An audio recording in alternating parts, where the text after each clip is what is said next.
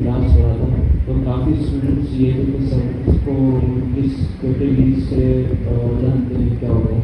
तो बाद में मैंने वो चीज़ नहीं बताई थी। मैं चाह रहा था कि आपके पहले 4 जो चीज़ें हैं जो कि आपके ऑब्जेक्ट ओरिएंटेड प्रोग्रामिंग में आती हैं वो हम पहले पढ़ लें, देन उसको हम कनेक्ट करें ऑब्जेक्ट ओरिएंटेड से। लेकिन आई थिंक इसको डिस्कस कर लेते हैं। देखिए हमने डिस्कस किया था कि प्रोग्रामिंग के कुछ पैराडाइम्स होते हैं, ठीक है, जिसमें से 2 पैराडाइम्स हैं, functional paradigm and object oriented paradigm. और प्रोग्रामिंग ऑब्जेक्ट ओरिएंटेड प्रोग्रामिंग ये भी पैराडाइम है, और एक फंक्शनल प्रोग्रामिंग है FP, ये भी एक प्रोग्रामिंग पैराडाइम है। पैराडाइम मैंने क्या वो तरीका, ठीक है, मतलब मैं आसान अल्फाज में बताने की कोशिश कर रहा हूँ कि प्रोग्रामिंग में पैराडाइम वो होता है कि अगर आपके पास एक प्रॉब्लम स्टेटमेंट है जो कि आपको आपकी कंपनी की तरफ से मिली है या आपके क्लाइंट की तरफ से मिली है, वो एक प्रॉब्लम स्टेटमेंट है कि मुझे मेरे पास ये इशू है, मुझे इस चीज़ का सोल्यूशन आप निकाल के दो। अब आप जब कोड लिखते हो तो आप ये सोचते हो कि मैं इसे अगर ऑब्जेक्ट के थ्रू बनाऊँ, क्लास यूज़ करूँ तो कैसी परफॉर्मेंस होगी, कैसा कोड होगा।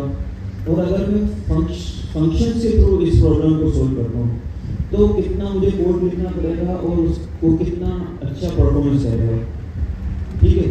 जब ये आप एनालाइज करके डिसीजन लेते हैं कि मैंने इसको क्लास बेस्ड लिखना है इस कोड को, तब इस पैराडाइम को क्या कहते हैं, ऑब्जेक्ट ओरिएंटेड प्रोग्रामिंग कहते हैं। कि आप उस पैराडाइम में जहाँ क्लासेस के थ्रू ऑब्जेक्ट्स बना रहे हैं और उससे उस प्रॉब्लम को सोल्व करना चाह रहे हैं। जबकि आप अगर दूसरी तरफ ले जाएं कि आप नहीं, मैं ये काम फंक्शन से थ्रू कर सकता हूँ आराम से। देखिए दोनों से प्रॉब्लम सोल्व हो सकती है, दोनों पैराडाइम से एक ही प्रॉब्लम सोल्व हो सकती है, लेकिन ये डिपेंड करता है कि आपकी स्किल्स किससे ज़्यादा अच्छी है और दूसरा कि क्लाइंट रिक्वायरमेंट्स हैं। अगर आपकी स्किल्स फंक्शन प्रोग्रामिंग में बहुत अच्छी है तो फिर आप ऑब्जेक्ट ओरिएंटेड की तरफ ना जाएं, क्योंकि आप कोड को खराब कर देंगे। अगर आपको ऑब्जेक्ट ओरिएंटेड की ज़्यादा अच्छे से प्रैक्टिकल स्किल्स बहुत अच्छी है तो आप फंक्शन की तरफ ना जाएं। अगर रिक्वायरमेंट्स को देख के आपको ऐसा लग रहा है कि फंक्शन से बहुत अच्छे से सोल्व हो सकते हैं तो आप कोई फंक्शनल प्रोग्रामिंग लिखें। अगर आपको लगता है कि ऑब्जेक्ट ओरिएंटेड से अच्छे से सोल्व हो सकते हैं तो वो, तो दोनों पॉसिबिलिटीज होती हैं डेवलपर के पास कि वो किस पैराडाइम में काम करना चाह रहा है। इस वक्त दोनों पैराडाइम्स आना ज़रूरी है, ठीक है। आपको किसी भी रिक्वायरमेंट के लिए आपको शिफ्ट होकर काम करना पड़ सकता है, तो आप ये नहीं कह सकते कि मैं एक सीखूँ और दूसरा बिल्कुल ही नहीं सीखूँ, ऐसा पॉसिबल नहीं है। अब जब हम बात करते हैं ऑब्जेक्ट ओरिएंटेड प्रोग्रामिंग की तो उसके अंदर कुछ उसूल तय किए हैं, कुछ उसूल हैं जो इसके अंदर पहले से ही एक वर्ल्ड वाइड जो डेवलपर्स हैं उन्होंने एक उसूल बनाए हैं कुछ, जो कि अब जब से ऑब्जेक्ट ओरिएंटेड इतनी ज़्यादा पॉपुलर हुई है तो ये चीज़ें इसके साथ जुड़ी हुई हैं एक तरह से। तो 4 चीज़ें हम इसके अंदर सीखते हैं, बेसिकली कॉन्सेप्ट्स हैं, वो भी क्या हैं, कॉन्सेप्ट्स हैं। एक ये है कि एब्स्ट्रैक्ट क्लास, ठीक है, एब्स्ट्रैक्शन, ये कॉन्सेप्ट है जो हमने लास्ट क्लास में पढ़ा था, जिससे हम एब्स्ट्रैक्ट क्लास बनाते हैं। और इस कॉन्सेप्ट का नाम है एब्स्ट्रैक्शन, जिसके अंदर हम क्या कर रहे थे, एक ऐसी क्लास बना रहे थे जो जिसका कोई इंस्टेंस नहीं हो सकता, मगर उससे एक मेनली ओरिजिनल क्लास बन सकती है जिससे फिर इंस्टेंस बन सकते हैं। ऐसा ही कहा, अगर हम एब्स्ट्रैक्ट क्लास बनाते हैं तो क्या उससे हम इंस्टेंस बना सकते हैं, उससे कोई ऑब्जेक्ट बना सकते हैं, नहीं बना सकते। लेकिन उस क्लास से, उस एब्स्ट्रैक्ट क्लास से हम एक ओरिजिनल क्लास बना सकते हैं और उस क्लास से हम मजीद इंस्टेंसेस क्रिएट कर सकते हैं मुख्तलिफ डेटा को पास करके। अब जब हम एब्स्ट्रैक्ट क्लास बनाते हैं तो हमने देखा था कि कुछ ऐसी चीज़ें हैं कि जो कि हम इम्प्लीमेंटेशन पे, जिससे हम जो ओरिजिनल क्लास बना रहे हैं वहाँ वो उस चीज़ को इम्प्लीमेंट करते हैं। हम जिस तरह बुक्स है फॉर एग्जाम्पल यहाँ पर, तो हम इसको डिफाइन नहीं करेंगे जब हम इससे कोई ओरिजिनल क्लास बनाएंगे।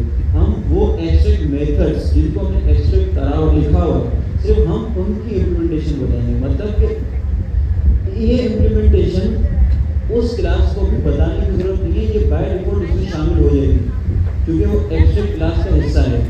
लेकिन जिसके साथ एब्स्ट्रैक्ट कीवर्ड लगा हुआ है उसकी इम्प्लीमेंटेशन करना लाजमी है ओरिजिनल क्लास में, क्योंकि यहाँ पे जो एड बुक का मेथड है वो इस एड बुक को क्या कर देगा, अपडेट कर देगा, आसान अल्फाज में उसको अपडेट कर देगा, इसकी फंक्शनलिटी काम करेगी।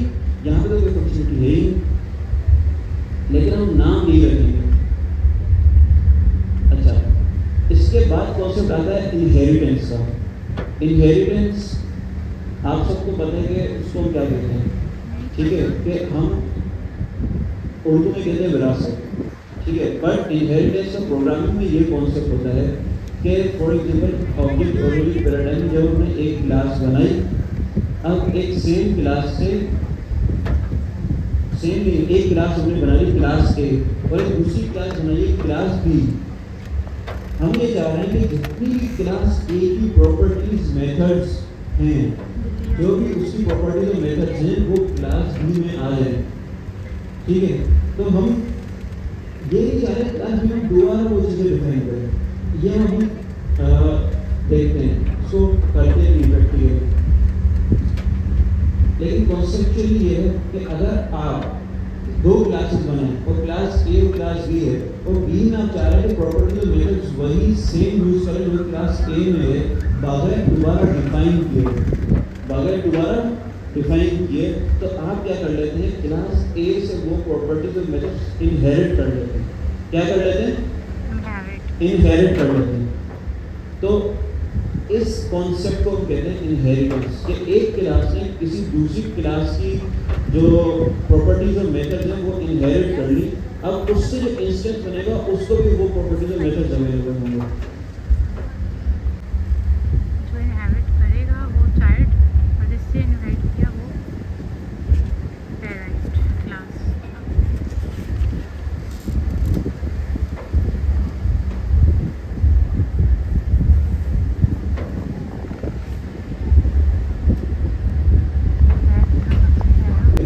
तो हम एक क्लास बना रहे हैं एनिमल। जूम कर दें। अब इसमें आप मुझे ये बताएं कि जब हम कहते हैं एनिमल तो इसके अंदर कितने एनिमल्स आते हैं, ठीक है। तो आपने पहचाना कैसे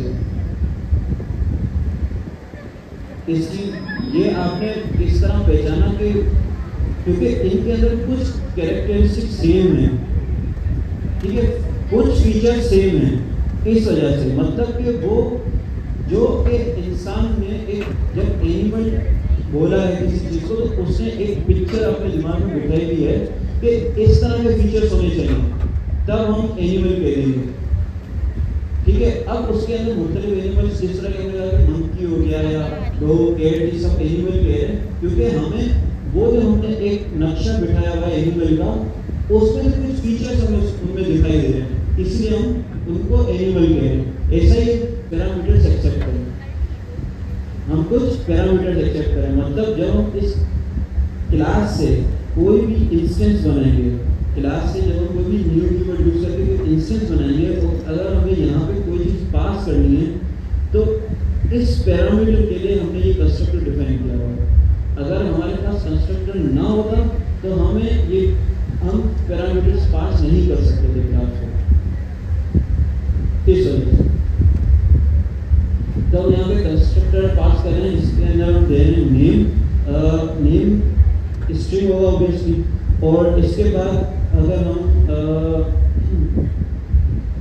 एज ले लें तो एज हम इसमें ले लें, नंबर में ले लेंगे।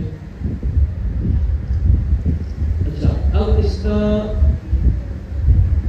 ये तो हमने एक कंस्ट्रक्टर यहाँ पे क्रिएट कर लिया।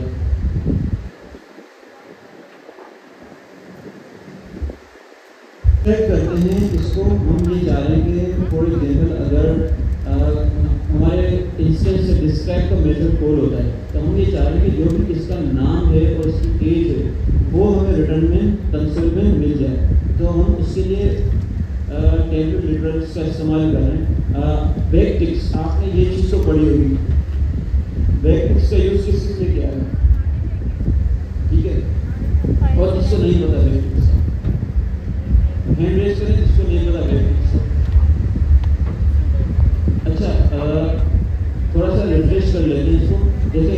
स्ट्रिंग वैल्यूज को डिफाइन करते हैं तो हम या तो सिंगल कोट्स यूज करते हैं या डबल कोट्स यूज करते हैं, ठीक है। इसके अंदर इशू ये होता है कि हम इसको मल्टी लाइन पे नहीं ले जा सकते, मतलब हम ये नहीं कह सकते कि हम एक यहाँ पे कोटेशन लगाएं और दूसरी नेक्स्ट लाइन में लगाएं और बीच में कुछ लिख दें, तो इसके अंदर एक तो ये इशू है। दूसरा इशू ये है कि ये कंसिडर एक ही लाइन करेगा अगर हम ऐसे करेंगे, और दूसरा इशू ये कि हम इसके अंदर कोई डायनामिक वैल्यू नहीं दे सकते। मतलब अगर हम ये चाहें कि कोई हमारे पास यहाँ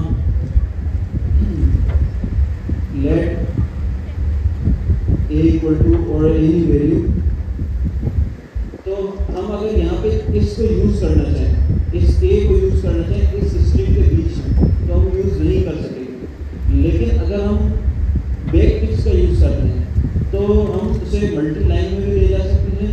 ना सिर्फ ये, बल्कि अगर हमें ये वेरिएबल यूज करना हो तो लगेंगे $, कर्ली ब्रैकेट्स और a, जो कि हमारा यहाँ पे वेरिएबल होगा। तो इस तरीके से हम इसको डायनेमिक बना सकते हैं हमारे स्ट्रिंग में। तो इस चीज़ के लिए हम यूज करते हैं बैक टिक्स। तो बेसिकली जब हम यहाँ पे डिस्क्राइब करने जा रहे हैं हमारे एनिमल को, तो the name is $name and its age is, जो भी हमारे पास एज होगी वो। यहाँ तक क्लियर? और यहाँ पे क्यों नहीं दे रहा, क्योंकि हमने नेम को किस तरह लिखना होगा, दिस डॉट करके, क्योंकि हम जो यहाँ पे एक्सेप्ट कर रहे हैं, जो हम यहाँ पे कीज यूज कर रहे हैं बेसिकली वो इसमें। अब ये बताएं कि यहाँ पे इस चीज़ को क्यों ये कह रहा है कि एग्जिस्ट नहीं करता, जबकि अगर हम यहाँ पे देखें कंस्ट्रक्टर में तो यहाँ तो हमने दे दिया। क्या वजह है कि बैकटिक्स और दिस डॉट नेम मेक अ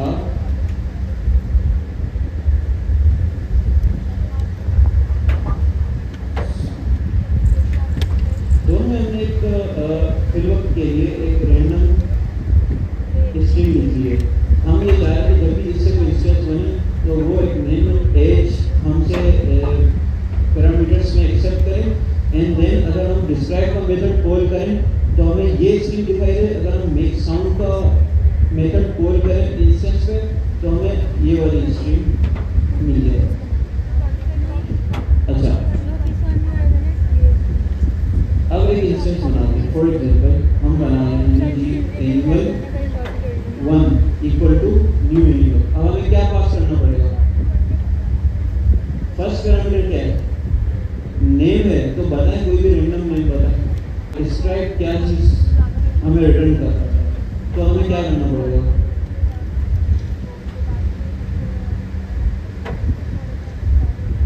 बताएं। एनिमल मैं चाह रहा हूँ कि ये डिस्क्राइब का मेथड कॉल करूँ इस एनिमल 1 पे, तो किस तरह करेंगे?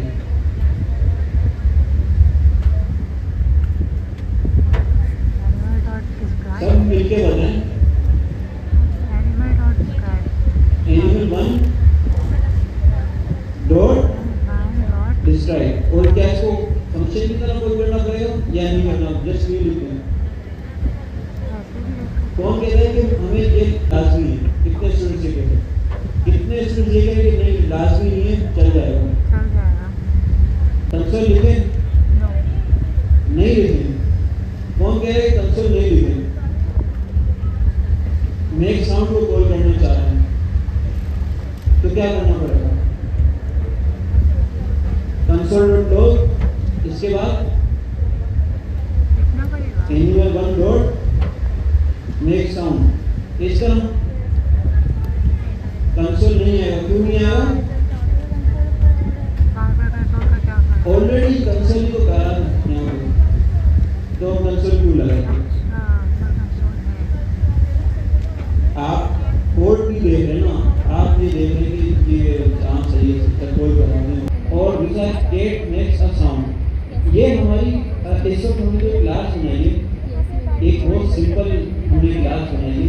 अभी हमने इनहेरिटेंस को यूज नहीं किया, इनहेरिटेंस का यूज नहीं किया। ये हमने एक पेरेंट क्लास बनाई है। बताएं बताएं यहाँ पे क्या लिखूं? मुझे इस क्लास के लिए इंटरफेस बनाना है, क्या लिखेंगे? नेम, इसकी टाइप क्या होगी? स्ट्रिंग। इसके बाद एज, टाइप नंबर। इसके बाद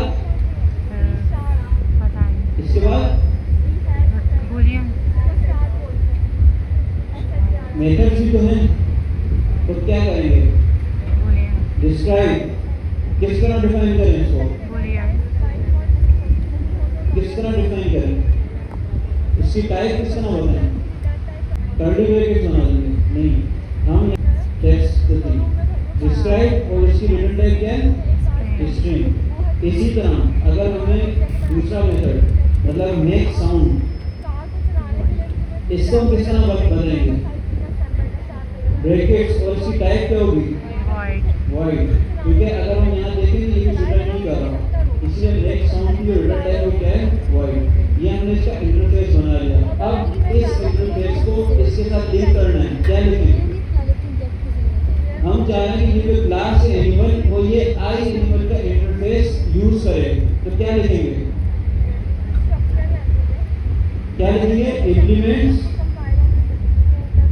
आई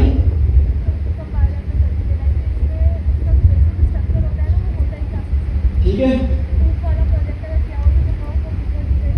अच्छा, यहाँ पे अगर आप देखें तो मैंने लिखा आई एनिमल, इसका मकसद ये है ताकि हम इस क्लास एनिमल को इस इंटरफेस पे डिफरेंशिएट कर सकें। हम जब लिख रहे हो पता कि ये इंटरफेस है, ठीक है।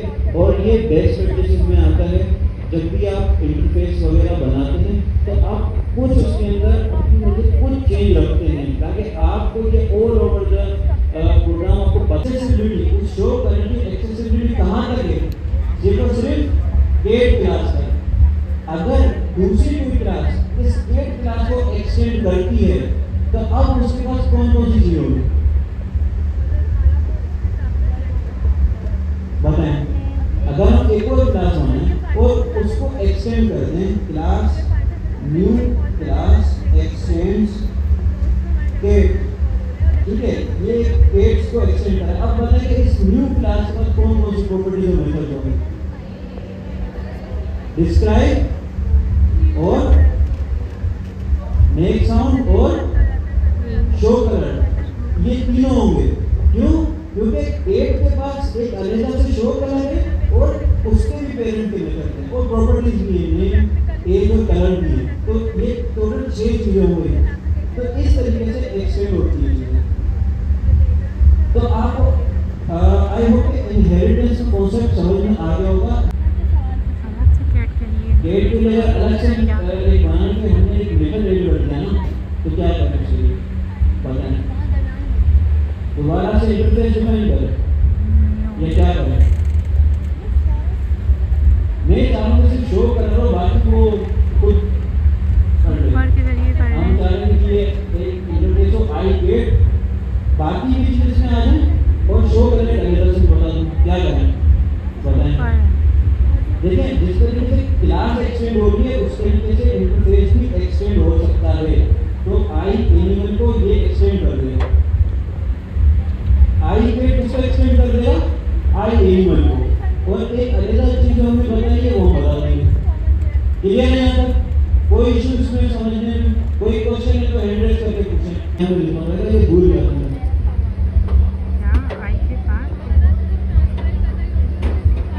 चाइल्ड क्लास है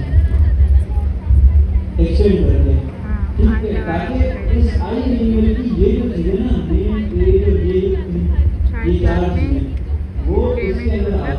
अच्छा, यहाँ पे एक चीज पूछेंगे कलर, ठीक है। अच्छा, ये देखिए, ये जो चीजें हैं ना, फॉर एग्जाम्पल अगर आप मुझे कोड करते हुए देख रहे हैं तो अगर फॉर एग्जाम्पल ये चीज भूल गया हो तो आप मुझे बताएं कि सर आप ये चीज मिस कर क्या है? पॉलीमॉर्फिज्म। अब ये पॉलीमॉर्फिज्म क्या है? आसान अल्फाज में इसका मतलब ये है कि आप किसी भी तरह किसी मेथड को रिप्लेस कर दें या उसकी इम्प्लीमेंटेशन को रिप्लेस कर दें अपनी इम्प्लीमेंटेशन से।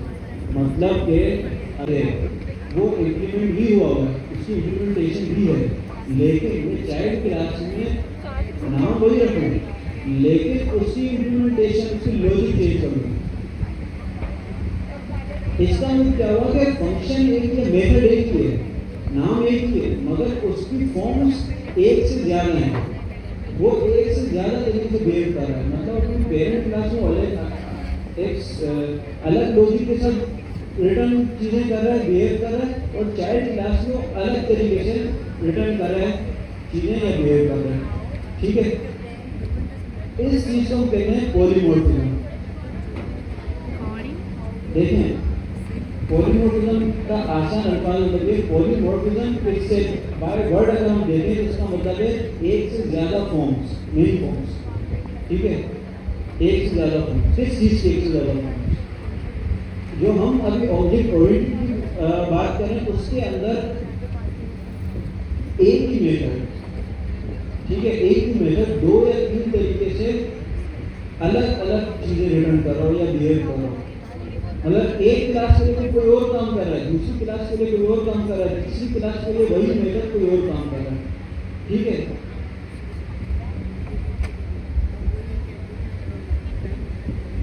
इस चीज को हम कहते हैं पॉलीमॉर्फिज्म। ठीक है, अब पॉलीमॉर्फिज्म टाइप इसके लिए इस ऑब्जेक्ट ओरिएंटेड में किस तरीके से हम अचीव करते हैं, दो तरीके हैं उसके। पहला तरीका है मेथड ओवरराइडिंग बेस्ड पॉलीमॉर्फिज्म। मतलब कि किस तरह करें, मेथड को ओवरराइड करके हम उसके बिहेवियर को या उसकी इम्प्लीमेंटेशन को चेंज करें, एक तरीका तो ये। दूसरा तरीका है आपका इंटरफेस बेस्ड पॉलीमॉर्फिज्म। जी, लेकिन वो बिहेव डिफरेंट तरीके से कर रहा है। एक क्लास के लिए वो रिटर्न कर रहा है फॉर एग्जाम्पल ए, तो दूसरी क्लास के लिए बी, तीसरी क्लास के लिए सी। मतलब उसका जो फंक्शनलिटी है वो चेंज होती जाएगी क्लास के लिहाज से। तो ये है कि सेम मेथड को हम ओवरराइड कर रहे हैं और उसको चेंज कर रहे हैं क्लास के लिहाज से।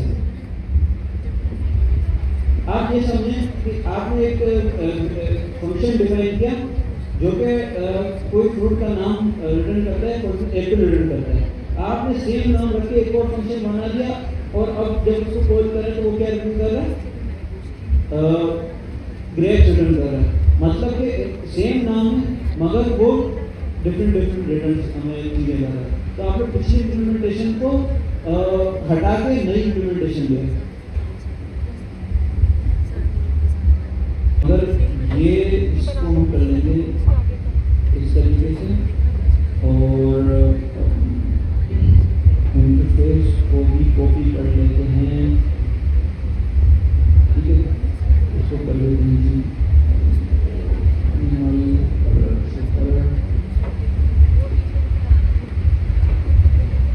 ठीक है, और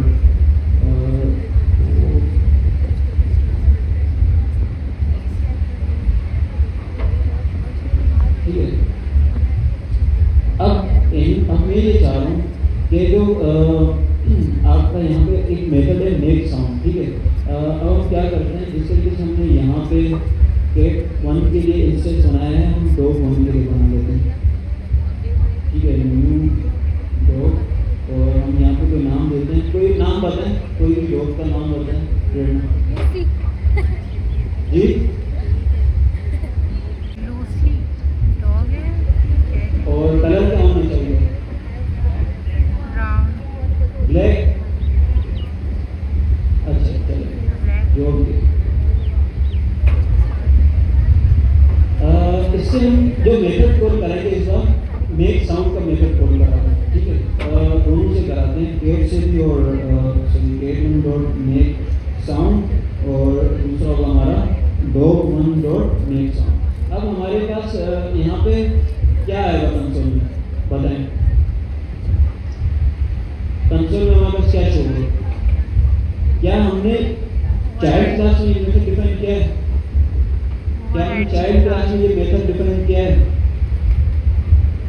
ना डॉग क्लास में है ना कैट क्लास में, वो कहाँ है, एनिमल क्लास में, पेरेंट क्लास में, ठीक है।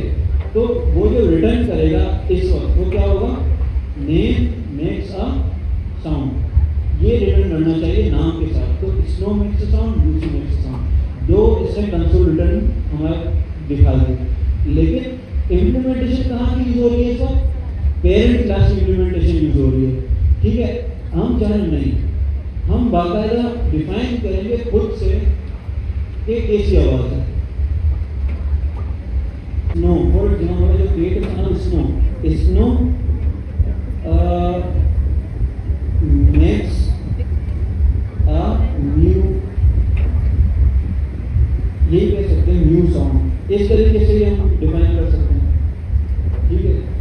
अगर अब हम इसको कॉल करें, इसको कंपाइल करते हैं, उसको चला, हम बात करते हैं लेकिन इम्प्लीमेंटेशन डिफरेंट हो सकती है। लाइकवाइज अभी हमने जो मेथड ओवरराइडिंग दिखा, लेकिन अब हम किससे काम कर रहे हैं, इंटरफेस से कर रहे हैं, सेम चीज लेकिन इंटरफेस से कर रहे हैं। अच्छा, क्लास बनाते हैं, क्लास बनाते हैं कि डॉक्यूमेंट, और जो कि इम्प्लीमेंट करेगा प्रिंटेबल्स इंटरफेस। इसके पास एक मेथड होगा, जो मेथड रिटर्न तो कुछ नहीं करेगा, बट जो कि रिटर्न तो वॉइड मतलब कुछ भी नहीं करेगा, लेकिन कंसोल करेगा। क्या कंसोल करेगा, हम यहाँ पे कह सकते हैं प्रिंटिंग ए डॉक्यूमेंट, ठीक है। यहाँ पे इशू आ रहा है document was also declared here,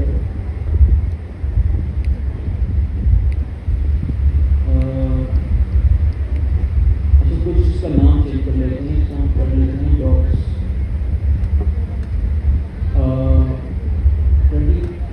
document. और इसके बाद एक और बनाते हैं क्लास फोटो इम्प्लीमेंट्स प्रिंटेबल्स, और उसके बाद ही सेम ही मेथड होगा प्रिंटिंग अ फोटो। अब मुझे ये बताएं, ड्राई रन करते हैं, ड्राई रन होता है, ड्राई रन क्या होता है, कंपाइलर के बगैर अपने जहन को कंपाइलर बनो, खुद से रन करो उसको। तो सबसे पहले लाइन 73 to 75 ये क्या बता रहे हैं हमको, ये लाइन ऑफ कोड क्या बता रहे हैं, एक इंटरफेस है जिसके अंदर एक मेथड है जिसका नाम क्या है, प्रिंट।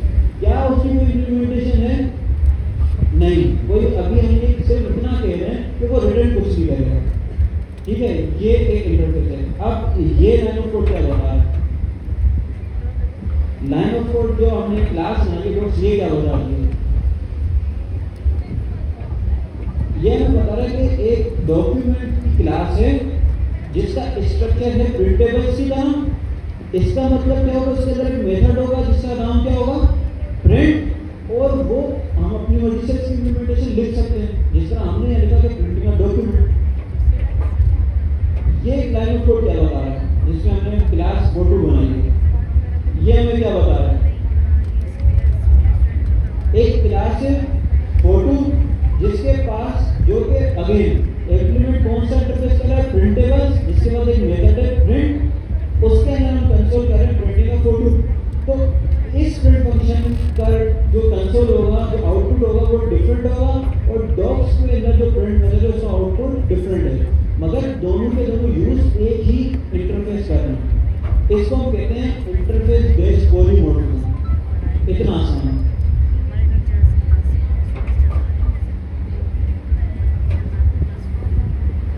समझ में आ रहा है? और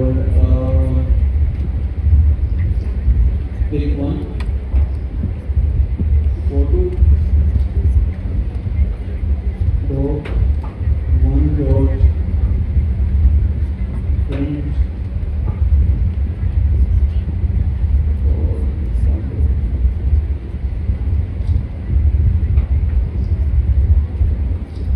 आगे प्रिंटिंग का डॉक्यूमेंट प्रिंटिंग का फोटो। तो ये इतना सिंपल कोड था कि हमें ड्राई रन करने से पता चला था कि इसका आउटपुट क्या है। तो हम पास एक बार इम्प्लीमेंट कर लें इंटरफेस बेस, फिर आगे बढ़ते हैं। लास्ट कॉन्सेप्ट है ऑब्जेक्ट